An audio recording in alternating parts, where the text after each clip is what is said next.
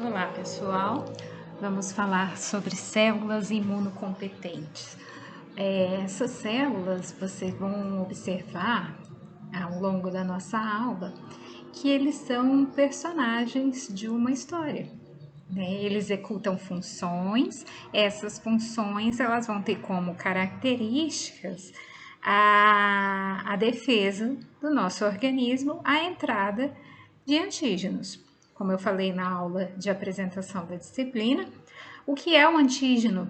É tudo o que o meu corpo reconhece como estranho.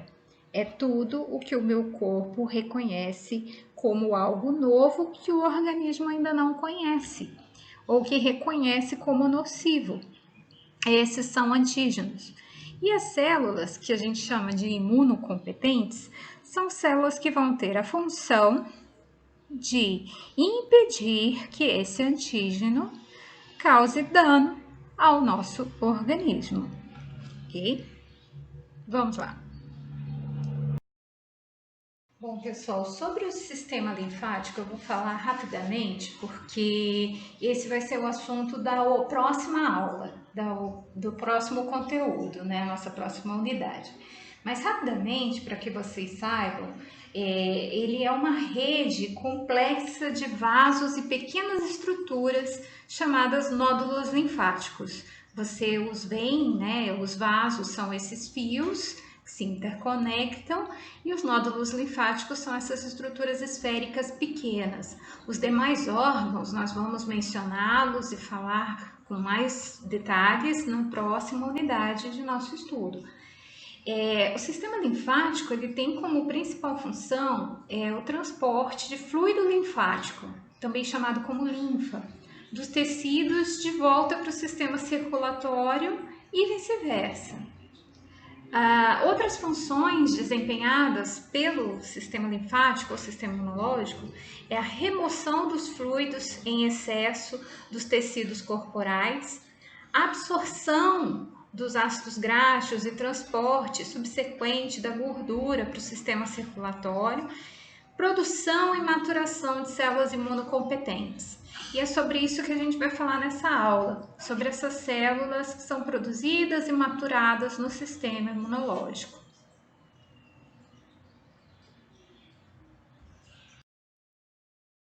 Se nós avaliarmos o nosso volume sanguíneo, de tal forma que colocássemos num tubo de ensaio 10 ml desse volume sanguíneo, que corre na nossa circulação sanguínea, não nos capilares linfáticos, na circulação sanguínea, e essa amostra sanguínea fosse centrifugada, a centrifugação dessa amostra faria com que as células mais pesadas se sedimentassem e o que é mais leve, né, desse componente sanguíneo, ele fica mais acima, né? E aí a gente vai ver a proporção que a gente tem de hemácias, leucócitos e de plasma nessa amostra sanguínea. Vejam aí assinalado com duas setas como o volume de leucócitos é um volume pequeno, né? Comparado ao volume sanguíneo que nós temos. Pois é, esse é a quantidade de células imunocompetentes que nós temos no nosso corpo. São as células responsáveis por fazer a defesa contra a entrada de todos os antígenos que o nosso corpo pode receber. São poucas, mas elas são muito eficientes. Todas as células do nosso corpo, todas, são produzidas a partir de uma célula tronco hematopoética. Todas. Neste desenho estão exemplificados células que estão espalhadas pelo nosso corpo e que vão ter função, exceto pelas hemácias, que vão ter função imunológica, vão ter função de defesa. Tá? Ao longo das nossas aulas, nós vamos conhecer todas elas, todas as suas características morfológicas, de todas as suas funções e de toda a sua participação a uma resposta imunológica. Pode ser que eu não use o nome específico de cada uma delas, porque algumas são específicas de determinados tecidos do nosso corpo. Vou citar o exemplo? Osteoclasto é uma célula que faz fagocitose no tecido ósseo. Mas pode ser que eu fale de célula que faz fagocitose, mas não fale especificamente dessa célula. Mas está implícito que no tecido ósseo é ela que vai fazer essa função, tá ok? Agora a gente vai falar um pouquinho das células que fazem essa função de defesa de acordo com a sua mobilidade. Né? Nós temos células, todas elas são produzidas a partir da medula óssea, todas elas saem da medula óssea e migram para determinadas partes do corpo. Algumas precisam de chegar a esses determinados órgãos para poderem executar a sua função de forma completa. Elas passam por um processo de maturação celular. Outras já saem da medula óssea prontas e migram até o local onde elas se fazem necessárias, tá? Essas células que migram da medula óssea e vão para determinados órgãos e sofrem a sua maturação nesse órgão, elas fixam ali, elas se fixam nesses órgãos e dificilmente elas saem do tecido e voltam a ser células migratórias. Mas isso pode acontecer, é perfeitamente possível. Mas primordialmente elas vão ficar ali naquele órgão para executar a sua função.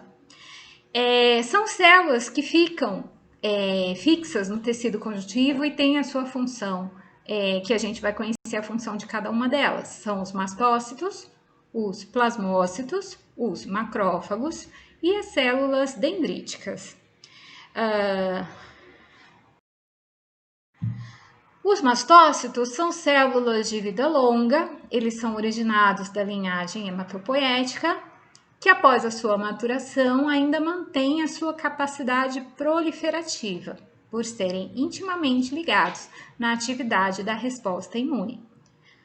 Ou seja, se for necessário, essas células poderão se dividir e se proliferar no órgão em que ela está. Né? E qual que é essa necessidade? O que é o se for necessário? É a entrada do antígeno. Tá? A forma dos mastócitos varia de acordo com o ambiente em que são encontrados. Quando estão aderidos ao tecido conjuntivo, eles se apresentam na forma alongada, e quando estão isolados nas cavidades, é na forma arredondada. Qual que é essa diferença? Por exemplo, mastócitos que estão fixados na pele, eles vão ser mais alongadinhos. Mastócitos que estão fixos no tecido conjuntivo da cavidade abdominal, que é algo que dá uma certa expansibilidade, possibilidade de movimentação dentro do tecido, eles vão ser mais arredondados. Então, essa imagem que vocês veem aqui não é uma imagem definitiva, pode ser que ele apresente-se de formas diferentes dependendo do órgão que ele está. Eles apresentam tamanhos variados de acordo com a sua localização. Células encontradas na mucosa intestinal medem de 5 a 10 microns de diâmetro, enquanto os mastócitos peritoneais eles podem medir entre 10 e 20 microns. Então, o tamanho também vai variar de acordo com o órgão que ele está localizado. Seu citoplasma, o citoplasma do mastócito, ele é repleto de grânulos. Vejam esses grânulos mais escurecidos que a seta aponta na imagem. Esses grânulos, eles se coram de forma metacromática. O que quer dizer isso? Vejam que todo o tecido em volta está com uma cor e o grânulo possui outra cor. Essa reação de corar-se de forma diferente do corante que está sendo utilizado é uma reação que a gente chama de metacromática. Isso é típico, característico dos mastócitos. A metacromasia ela se dá quando um corante interage com elementos da célula, dando uma coloração diferente da coloração esperada. No caso dos mastócitos, a metacromasia ela se dá devido ao agrupamento de sulfatos de heparina encontrado nos grânulos.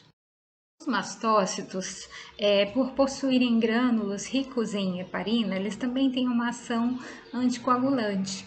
Né? Isso é muito importante para que situações como a formação de trombose, né? Eles também liberam grânulos ricos em histamina, chrondoitin sulfato e outros glicosaminoglicanos. Os mastócitos são células intimamente ligadas em processos de hipersensibilidade, como asmas e alergias. Por que isso acontece, né? Por que quem tem asma, quem tem alergia, está com a relação dessa sensibilidade intimamente ligada ao trabalho, à função dos mastócitos? A histamina, ela tem função vasodilatadora, né? Ela é um dos principais mediadores químicos envolvidos na resposta inflamatória anafilática e na resposta alérgica, sendo diretamente responsável, está intimamente envolvida em processos como aparecimento de edema, vermelhidão, coceira. Isso são bem características da resposta de hipersensibilidade à resposta alérgica. Porque o mastócito é a célula sinalizadora. Na entrada do antígeno, é um mastócito que vai sinalizar. Ele funciona como um porteiro, né? O porteiro do prédio, o porteiro do condomínio, o porteiro da loja, né? Ele vai avisar, olha, tem uma coisa, tem alguém aqui que é diferente, que eu não conheço, essa pessoa vai entrar, né? Não é isso que o porteiro faz? É a mesma coisa que o mastócito faz. Ele é o porteiro, ele sinaliza, ele avisa da entrada de antígenos. Tem algo novo, tem algo diferente, e esse mastócito vai avisar sobre isso. Aqui uma imagem no slide de um dos personagens do anime Cells at Work, né, que é a mastócito, né? Ela sinaliza, ela avisa todo mundo de que algo diferente está acontecendo, de que algo novo está entrando no organismo. Uma imagem em maior aumento, em que nós evidenciamos a morfologia do mastócito. É uma célula grande, né, rica em grânulos metacromáticos, ou seja, fortemente colorados no interior do seu citoplasma. Essa célula cheia de grânulos é um mastócito que não foi ativado ainda, ou seja, ele não precisou fazer a sua função de sinalização. Porque no momento em que ele tiver que sinalizar a entrada de um antígeno nesse tecido, ele vai soltar esses grânulos. E esses grânulos vão cair nos líquidos intersticiais e vão chegar até as outras células responsáveis pela defesa. Outra célula importante, fixa do tecido conjuntivo. Quando eu falo tecido conjuntivo, eu estou falando de tecido conjuntivo de qualquer órgão que faça parte do corpo e que precise de uma função de defesa. Então, qualquer órgão vai ter essas células fixas nesses órgãos. E outra célula fixa do tecido conjuntivo é o plasmócito. Eles apresentam um aspecto ovoide, um núcleo esférico e deslocado do centro da célula, ele está sempre mais periférico. Devido à grande quantidade de retículo endoplasmático rugoso, o seu citoplasma apresenta uma certa basofilia, ou seja, ele tem essa cor mais clara, né? Essa parte mais clara ainda, que está aí sinalizada pela seta na imagem, ela representa a área onde está concentrada organelas membranosas responsáveis por formação de vesículas. E o que vai ter no interior dessas vesículas? Esses plasmócitos, quando eles saem do tecido, e mesmo no tecido fixo, eles sempre vão ter a mesma função, que é a formação de anticorpos. O que é essa formação de anticorpos? O anticorpo, ele só vai ser liberado, ele só vai sair dessa célula e vai agir da forma que ele tem que agir, se ele receber uma sinalização. Então, o que acontece? Entrou um antígeno no corpo, desencadeou a resposta imunitária, a resposta imunológica. O mastócito vai sinalizar, vai liberar histamina, vai liberar os seus sinalizadores e eles vão sinalizar que tem algo novo, algo estranho no corpo. Em seguida, o plasmócito vai receber essas instruções e ele vai sintetizar anticorpos. Esses anticorpos são substâncias, são glicoproteínas que vão se ligar ao antígeno e favorecer as próximas etapas de defesa que a gente vai conhecer pelas próximas células que eu vou mostrar para vocês. Então, aqui eu falo que eles são derivados de linfócito do tipo B. Daqui a pouco, quando a gente falar das células que são migratórias, que são circulantes, a gente vai falar do linfócito B. Durante a resposta imunológica, eles reconhecem antígenos e recebem instruções para se diferenciarem em plasmócitos.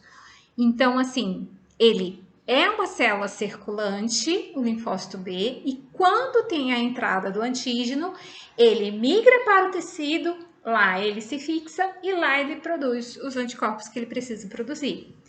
Então, ele só vai ser linfócito B quando ele estiver na circulação sanguínea. No que ele passar para o tecido, ele vai se transformar em plasmócito e fazer a mesma função, produção de anticorpos. Aqui mais alguns plasmócitos, tá? São células que sintetizam e secretam ativamente grandes quantidades de proteínas, as imunoglobulinas, de várias classes, também chamadas genericamente de anticorpos. Qual a diferença? Por que eu estou falando desses dois nomes? Enquanto essas glicoproteínas estiverem na membrana dessa célula, ela vai ser chamada de imunoglobulina. Quando ela for liberada da membrana da célula, aí sim, ele é um anticorpo, ok?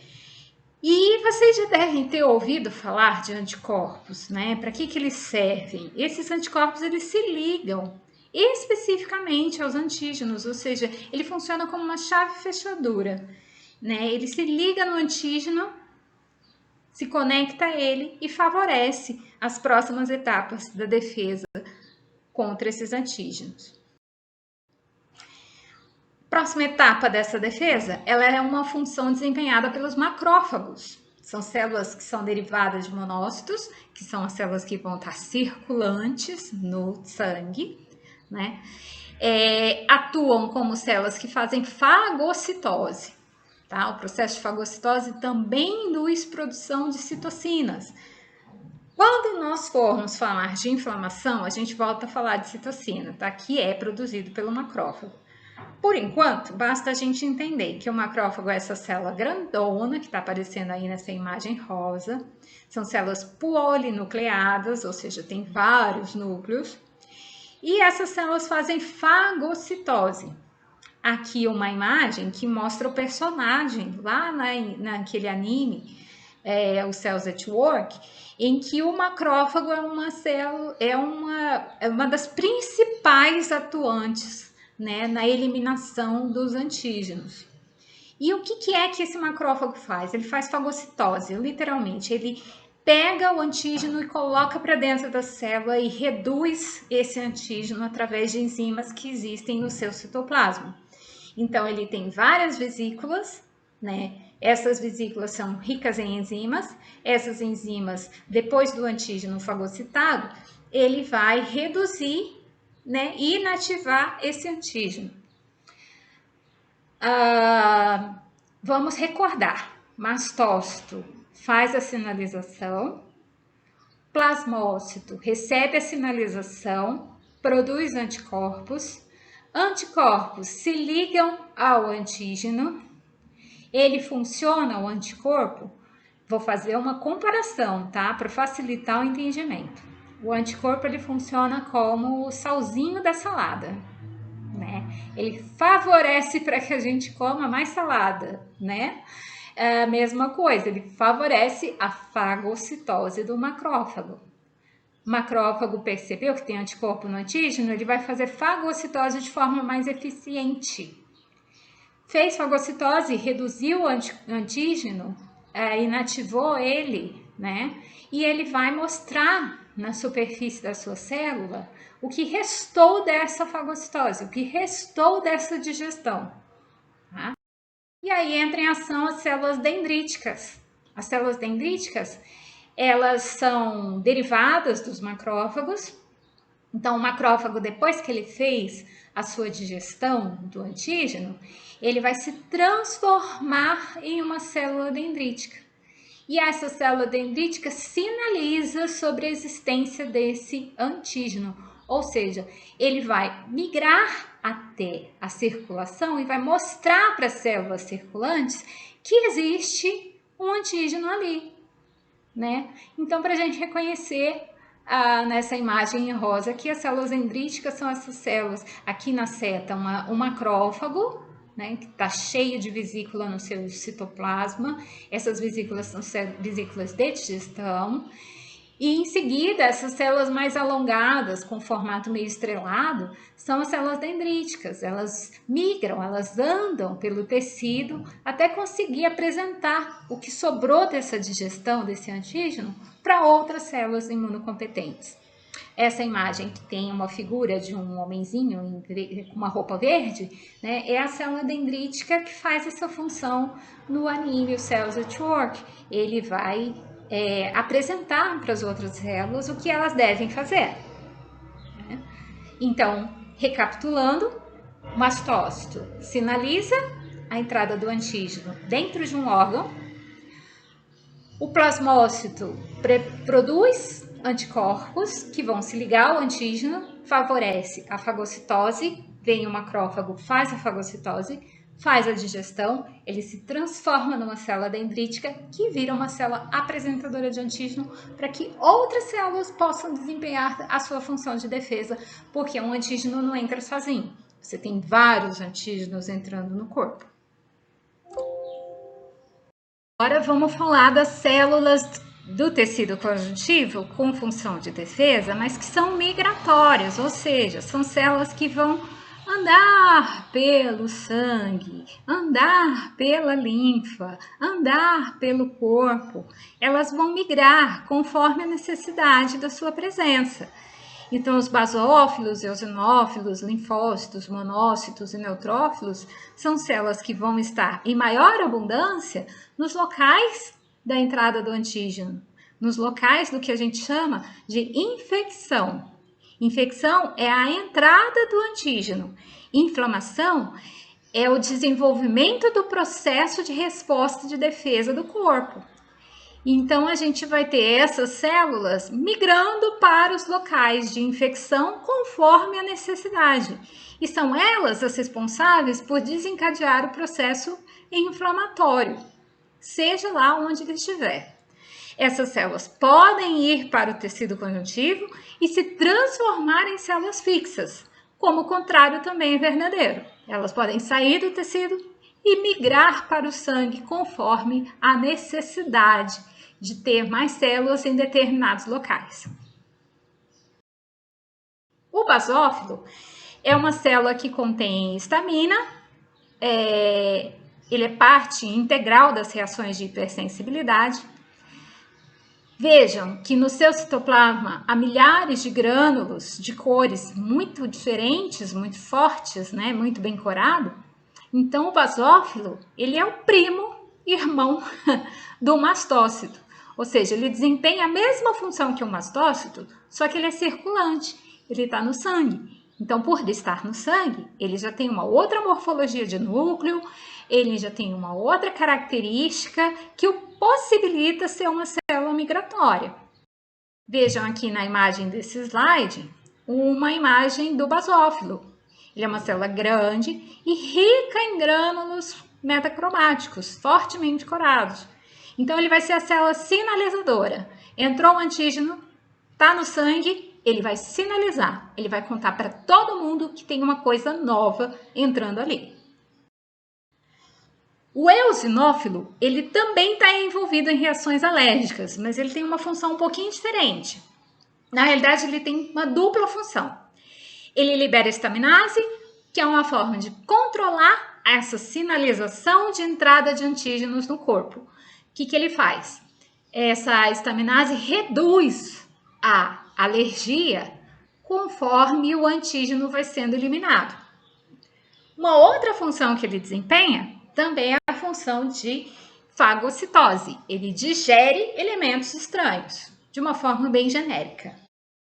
Vejam aqui uma imagem do eosinófilo, em que ele tem um núcleo bilobado, ou seja, 2 lóbulos conectados entre si, e no seu citoplasma, vários grânulos.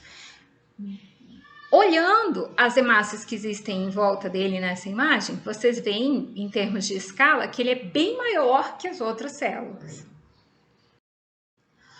Os linfócitos são células que possuem na sua morfologia bem simples, tá?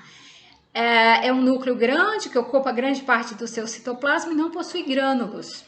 Eles são 2 tipos bem conhecidos, mas isso não dá para perceber na diferença morfológica, apenas são diferenças funcionais e de proteína de membrana. Um tipo de linfócito é o linfócito T e o outro é o linfócito B. Linfócito B, eu já falei agora há pouco, quando eu falei do plasmócito. Pois é, plasmócito, quando sai do tecido, vai para a circulação sanguínea, ele vira linfócito B. E eles têm a função de produzir anticorpos, né? Então, o linfócito B também produz anticorpo lá no sangue. O anticorpo se liga ao antígeno e favorece a fagocitose.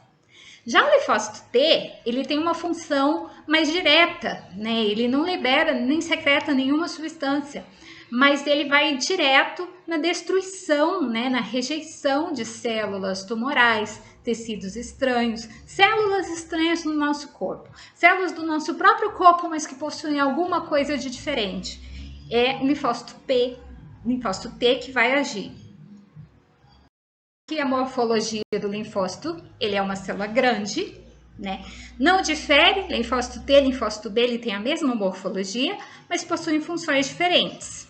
Uma célula grande comparada com as hemácias.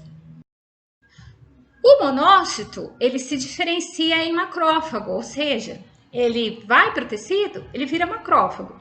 Sai do tecido, vai para o sangue, ele vira monócito. Tá ok? Então, ele tem função de fazer fagocitose. Só que quando ele está no sangue, ele tem uma fagocitose específica. Ele faz fagocitose de fungos e de vírus, né? Então, ele tem esse núcleo em forma de amêndoa, né? Em forma de castanha de caju, né? E varia muito essa morfologia também, tá? Aqui, uma imagem do monócito, vejam que ele é uma célula grande, é uma célula fagocitária, né? Então, ele tem um núcleo que tem um aspecto que varia muito, mas geralmente é um núcleo em forma de C. O neutrófilo, ele tem esse núcleo que tem 3 a 4 lóbulos, tá? Tem alguns grânulos no seu citoplasma. Ele é muito requisitado no sangue para limitar a infecção, porque ele faz fagocitose principalmente de bactérias. Tá? Entrou a bactéria no corpo, ele faz fagocitose. Vocês vão ver lá no Cells at Work que o neutrófilo é o principal protagonista da história, porque ele trabalha muito, né? Aqui, imagem de 3 neutrófilos juntos na circulação sanguínea. E por fim, as plaquetas. Plaquetas não são células, tá? Ele é um componente do sangue com uma função de parar sangramentos, porque ele possui fatores de coagulação, que são importantes para fazer o coágulo, né? Eles se aglomeram sempre que há lesões em vasos sanguíneos, né? Então ele está ali intimamente ligado à função do reparo, né? Plaquetas não têm núcleos, por quê? Porque eles são fragmentos citoplasmáticos derivados de uma célula denominada megacariócito. Esse megacariócito sai da medula óssea, entra na circulação sanguínea e quando ele entra na circulação sanguínea e há necessidade da formação de coágulos, ele se fragmenta em vários pedaços e esses vários pedaços são as plaquetas. Vejam na imagem aí, histológica, esses vários pedacinhos mais corados são pedacinhos de células, são as plaquetas. Lá no Cells at Work, eles são representados por crianças, porque eles são pequenininhos, né? E eles têm essa função, a função de reparo. Sempre que acaba a inflamação e que há necessidade de reparar o dano, reparar a lesão, são as plaquetas que vão fazer essa função. Essa imagem ajuda vocês a observarem que essas células imunocompetentes, elas, principalmente as migratórias, elas possuem uma variação muito grande no formato, principalmente o formato do núcleo, tá? Mas apesar de variar muito, ele segue um certo padrão, um padrão de coloração e um padrão de disposição dessas células. Tá? Se você pudesse fazer uma análise de sangue, a maior quantidade de determinados tipos celulares te dão a indicação de que tipo de patologia que está acontecendo.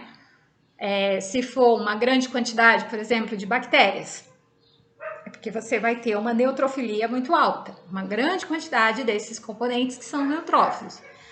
Ah, mas eu não estou tendo um ataque de bactérias, eu estou tendo uma resposta viral, né? A entrada de um vírus, né? Por exemplo, a Covid. Você vai ter um alto número de linfócitos no citoplasma, né? A resposta vai ser principalmente linfocitária, né? Então, nisso que um exame sanguíneo ajuda o médico a fazer um exame clínico, junto com o exame clínico, ele entender qual tipo de patologia que o indivíduo está tendo.